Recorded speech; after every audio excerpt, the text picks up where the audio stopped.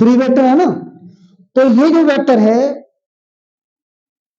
X axis से alpha angle बना रहा है मान लिया, वाई एक्सिस से बीटा एंगल बना रहा है ये, और जेड एक्सिस से गामा। समझ रहे हो कि नहीं?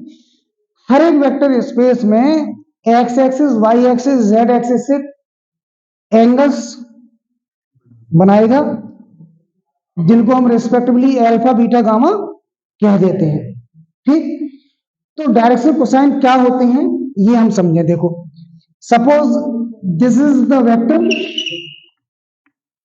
कोई वेक्टर है और ये एंगल है जो एक्स एक्सिस से मेजर है, उसे अल्फा मान लिया, और ये एंगल वाई एक्सिस से मेजर किया है, इसे बीटा एज्यूम कर लिया, और ये एंगल जेड एक्सिस से मेजर्ड है, इसे मान लिया हमने gamma, alpha beta gamma. Direction cosine जो है किसी वेक्टर के, उन्हें कहते हैं हम cos alpha.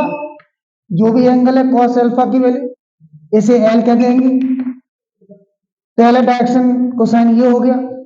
There will be three direction cosines, angle three है।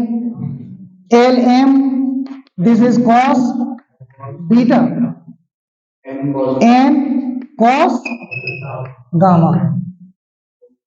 Is it clear? जैसे आपने मान लेते हैं 30 डिग्री है, कुछ भी एंगल मान लेते हैं यहां पर ना, ये जो कॉस की वैल्यू होगी 30 ये मान लिया, तो बताइए एल का वैल्यू कितना होगा? एल का वैल्यू कितना होगा? कॉस 30 मीन्स √3/2, ये हो गया एल। समझे नहीं समझे? ऐसे ये मान लेते हैं बीटा, मान लेते हैं 45 है, बीटा 45 मान लिया, ये कितना होगा? M cos beta means cos 45, 1/√2।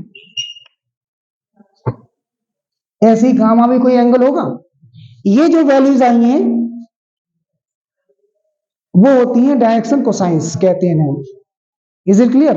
But एक रिलेशन होता है इनके बिटवीन, हर एक केस में ये रिलेशन फॉलो होता है, और वो रिलेशन होता है L square plus M square plus N square equals to 1।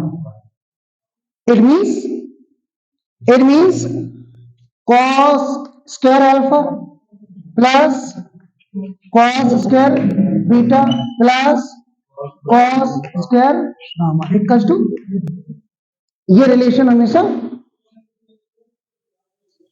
Follow होता है इनके लिए। It means if you are given two angles, तो with the help of this relation you can find third angle.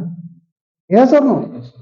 मान लेते हैं बीटा और gamma given है और अल्फा पूछा है, तो निकाल लोगे यहां से।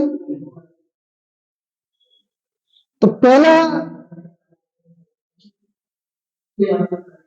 केस हो गया डायरेक्शन कोसाइन निकालने का, जब एंगल्स गिवन है with respect to x axis, y axis, z axis, इस तरह से। बट अगर वेक्टर गिवन है, मान लेते हैं जैसे ये वेक्टर गिवन है कोई पी, ये वेक्टर पी है, और वेक्टर किस फॉर्म में होता है? A I cap plus B J cap C. अभी एंगल गिवन नहीं है, वेक्टर गिवन है।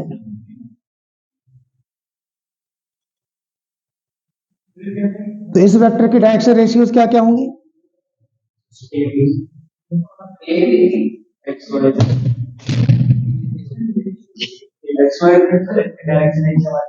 एबीसी होंगी ऑब्वियसली। कितनी बार बताया था पहले कि आई कैप, जे कैप, के कैप के जो कोएफिशिएंट्स होते हैं, इनके साथ भी जो भी मल्टीप्लाई हो रहा होता है उन्हें कहते हैं डायरेक्शन रेशियोज।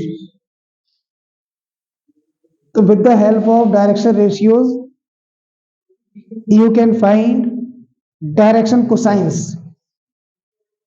अब कैसे फाइंड करेंगे वो देखेंगे हम यहां पर। ठीक, कैसे? जो कॉस एल्फा यानी कि एल, ये होगा A upon root of A square plus B square plus cos beta B upon root of A square plus B square plus C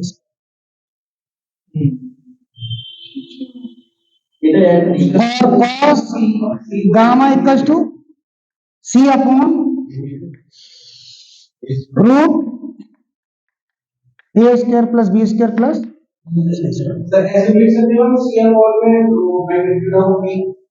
yes, और you can see this is magnitude of P.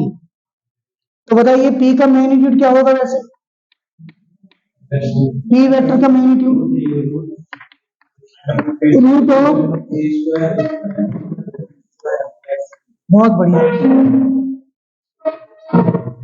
तो है वही बात, ये क्या है? ये cos alpha equals to A upon magnitude of its vector, magnitude of the vector. और ये क्या है? Cos beta equals to B upon magnitude of P, और cos gamma equals to C upon magnitude of P. Is it clear not? अब देखो एक बात, देखो यहाँ खास बात ये है कि ये कॉस एल्फा है, ये कॉस बीटा है और ये कॉस गामा है, राइट? और ये यहाँ पुट करके देखो, ये 1 के इक्वल आएगा नहीं आएगा? कॉस एल्फा के प्लेस पर ये पुट करो और इसका होल स्क्वायर करना, कितना हो जाएगा?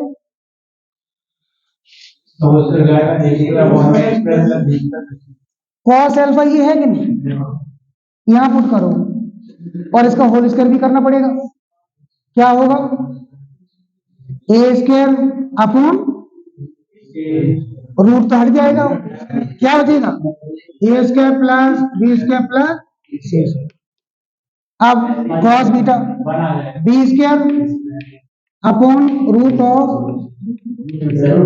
रूट हट जाएगा, सॉरी,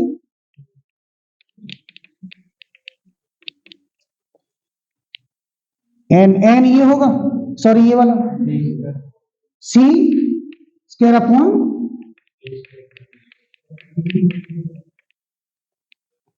डिनोमिनेटर सेम है, एलसीएम तो ये यही आएगा, A square plus B square plus C square, और numerator as it is add हो जाएगा, कैंसिल बन आ जाएगा। Are you getting the point? इस तरह से ये चीज काम कर रही है। समझ में आया आपकी नहीं? डायरेक्शन कोसाइंस के बारे में, with the help of the angles, with the help of the direction ratios, direction ratios हैं तो इस तरह से डायरेक्शन कोसाइन फाइंड कर सकती है। और एंगल्स गिवन है तो cos alpha, cos beta, cos gamma. Is it clear? ठीक है, चलिए।